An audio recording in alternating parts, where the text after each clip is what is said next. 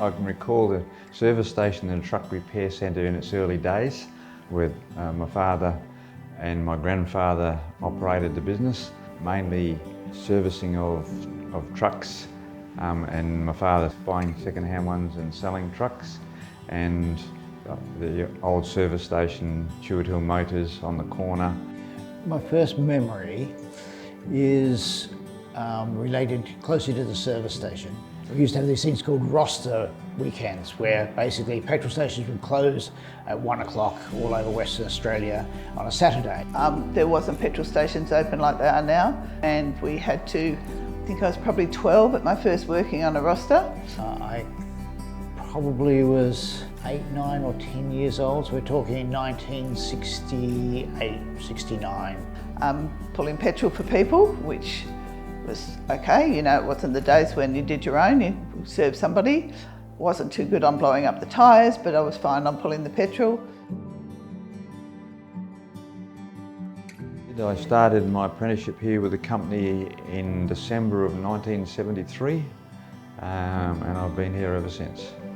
So, part of the woodwork. Serving fuel on the Saturday afternoon or the Sunday, you always had a lot of cars, a lot of vehicles, streams of cars waiting to get in to get fuel. In those days, there was no credit cards and no pay and tap and go. So you had to basically take money from the fuel service bowsers into the till, get change, run it back. My mum always was doing the money side of it, and then the coins, or the money was brought up to the house where my mum's mum, my grandmother, used to count it all and bag it all up so we could take it to the bank on Mondays.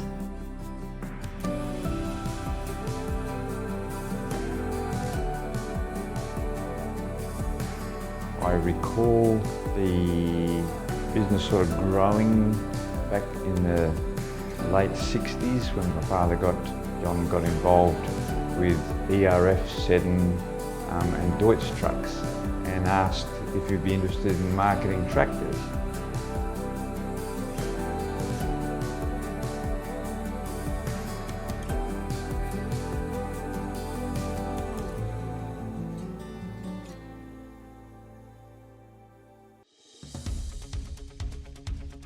So after school I would assist my father assembling the tractors. They would come in a crate and had to be assembled here, right? Out the back of the showrooms here at 140 Royal Street, and putting the front axles in. They were the first of the four-wheel-drive tractors in Australia, the Deutz tractors. John was quite keen on, if you like, new technology for those days, Super 8 camera, right? So the way that he would sell a tractor, if he didn't have one here, a physical one to show people, he would bring them up to the house and set up a screen and show them Super 8 movies of tractors that he'd taken, or previous ones that he'd sold to farmers in Western Australia, in our living room. And he was the worst cinematographer you could imagine. The film always got caught in the camera, it got stalled, the film would burn. I'm sure one set of film never came out of the projector, it was just stuck in there for life. So it was always hilarious with him always trying to show these. It was quite successful in those days of selling those tractors. Then for some reason Deutz pulled out of Australia completely. So one door closes, another one opens.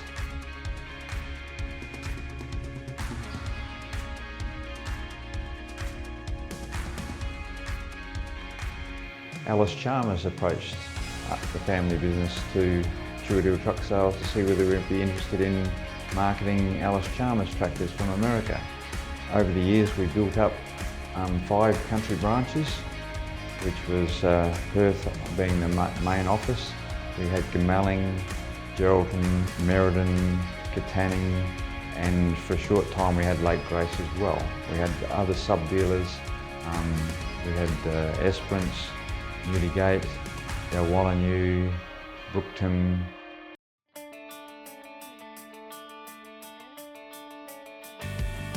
My mum was always my dad's backup. She always had my dad was a bit impulsive sometimes, and she always had the sensible line. And like, hang on, we'll check what it's going to cost us first and all the rest of it and the money in the bank. She ran all the accounting side of it, of which she was extremely good at because she'd never been trained at. She just worked and understood it all. My dad was always the it can be done person. Doesn't matter what it takes, it will be done. And she was always with him, standing at the side, and he was the one who could talk to anybody, but she was the worker behind him. So my grandmother, Barbara, such a stoic and amazing woman. She was the hardest worker here, as much as John would hate to hear that. Barbara behind the scenes was the roots of the business, and she really held the business down. And I know it's not the front face of the business, but she was really the rock and the foundation. As showy as John could be and as great a communicator and a leader as he was for his team, boy oh boy did he have a strong woman behind him, just on the day-to-day thing. He was always looking after his customers. He was probably too soft, to be honest. You know, he would always do the right thing. Anyone else would have probably marketed the product more expensive. Dad used to open up on Saturday mornings and Mum used to bring his morning tea down and sit down here till lunchtime, and then they worked at the farm together on Sundays.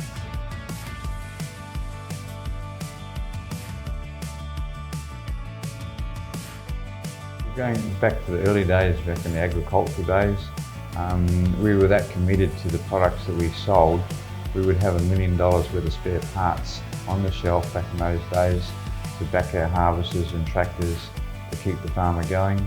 Just in case somebody came in and needed something. And also they were the after hours number for spare parts for when fishing boats broke down, and quite often they'd be down here in the old system looking up the numbers through the parts thing and trying to find them and get them organised for a courier to pick them up to take them to wherever they were needed.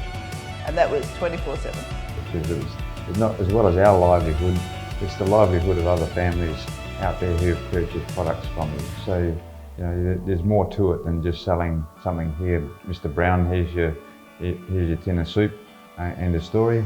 In the agricultural industry, we used to go out to farms before season to service machines, and then if there was a breakdown we would go out, either drive or I obtained my pilot's license, so we used to fly out to particular farms or towns, either bring parts or repair machines, and then return back to Ganticott.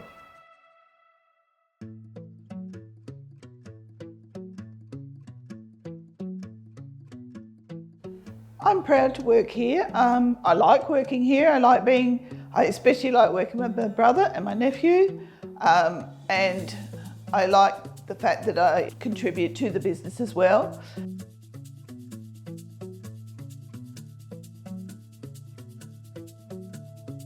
I do like the accounting side of it, and that's running that part of it and the accounts and everything like that. And I also, at the moment especially, we work with a great team, which is enjoyable to come to work, and there's no problems anywhere. Yeah, as I say, I've always been proud to work with my grandfather, my father, and now my son. And yeah, it's a nice feeling having the family there, as well as Joshua. My mother previously worked in the business, and my sister Deborah is still with us. And it's amazing to have the family members working together.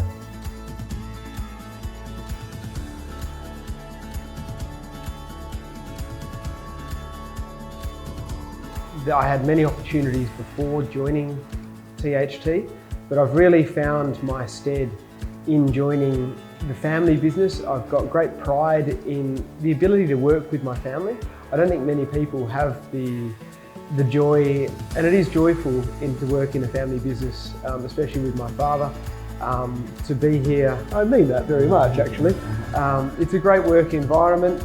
I think 75 years is a very long legacy, especially for a family business and a West Australian business.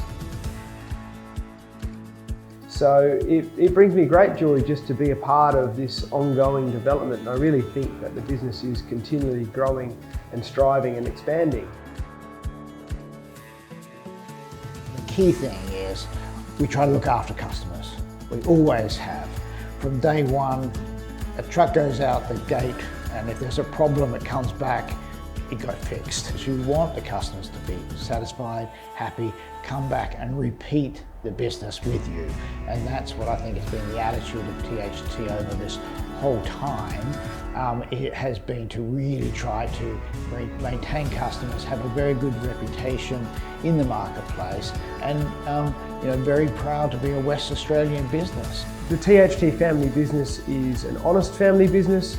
We pride ourselves on our integrity to make sure we do the right thing for our customers. We pride ourselves on our efficiency, making sure that we really try and come up with solutions for our clients in a very timely manner, and we have the ability to support them in a timely manner, because especially in the commercial industries, time is money, and we value our clients' time and ensuring that their downtime is as limited as possible.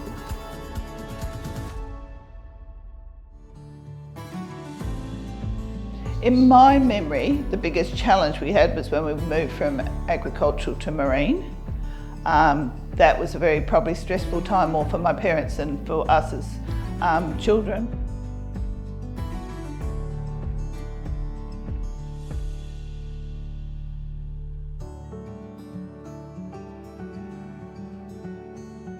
And for a period it worked and worked well. A natural movement from the Laverda, which was a Fiat product. The engines out of that were well suited to the crayfishing boats that were up at Geraldton at that time. The power to weight ratio of the V8s enabled them to basically suit those boats very well. So those engines going into those boats was a natural progression from agriculture to marine. I think one of the challenges has just been ensuring the business's viability, especially when there's political and environmental factors, such as, for example, during COVID, when the land and beach price for crayfish dropped very dramatically as a result of the loss of trade to China.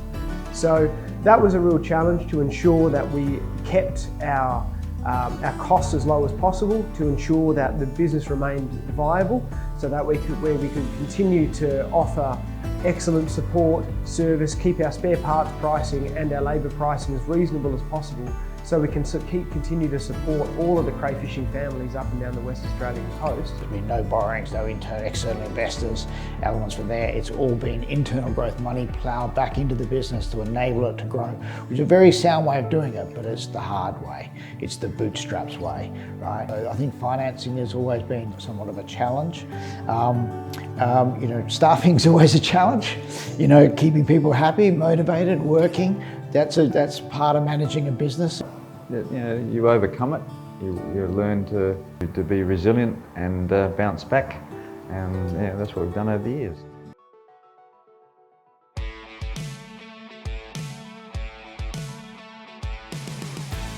Some of my proudest moments here have been in relation to where the business is moving to. So I've watched us transition from a diesel engine industry to move into power generation, to move into electronic controls.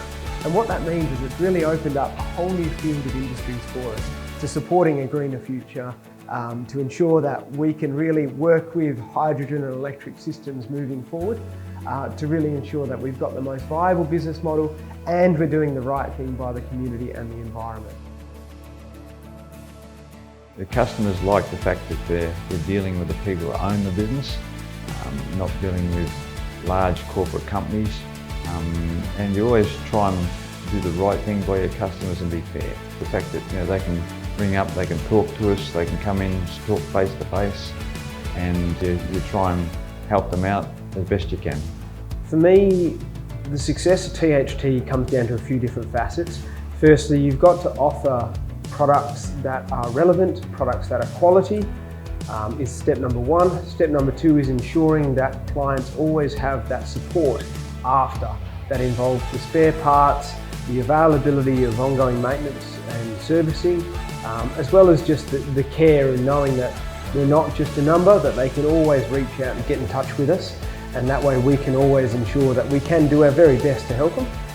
And I think that is a motto for the family business. Well, the first and I think the main thing is the products are good.